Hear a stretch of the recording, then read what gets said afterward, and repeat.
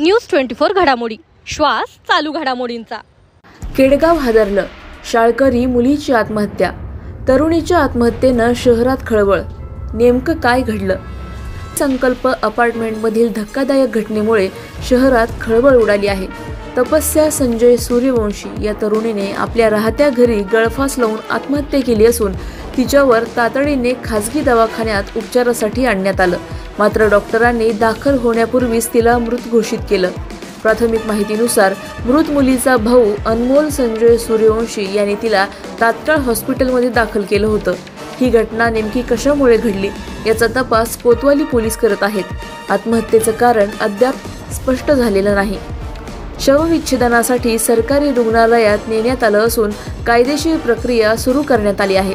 एकेकीच्या आयुष्याची ही अचानक संपलेली कहाणी संपूर्ण परिसराला सुन्न करून गेली आहे।